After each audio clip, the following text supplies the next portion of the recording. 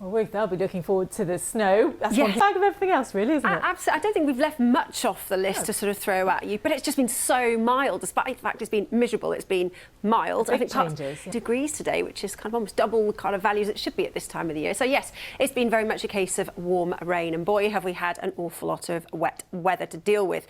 You might remember the week got off to a stormy start, courtesy of Storm Isha. Now, you know the phrase, the eye of the storm. You can see it quite nicely on this graphics.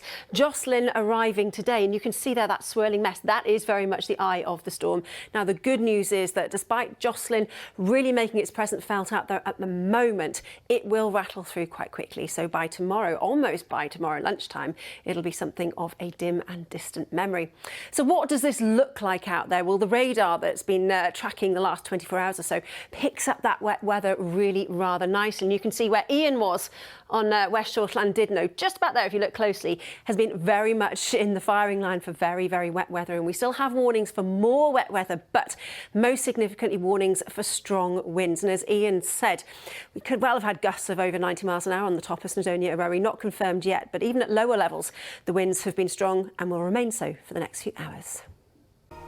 Yeah, certainly very busy. I can't remember the last time we had this many storms in 2/3 of the way through winter. There you are, that'll cheer you up. So we're almost at the end of the tunnel. It just keeps on giving, doesn't it? Oh, well, Storm Jocelyn is doing its worst as we speak. Far from pleasant conditions out there at the moment. Just be careful on the roads. The winds are still gusting, very, very strong wind speeds out there, and some significant rain over the next few hours. Now, the good news is, as we head through into the overnight period, yes, there will be some squally showers, but the heaviest of these will ease by the time most of us wake to Wednesday morning, and fingers crossed, the winds should start to ease back too. So by 5 o'clock tomorrow morning, it's looking much, much calmer, certainly drier.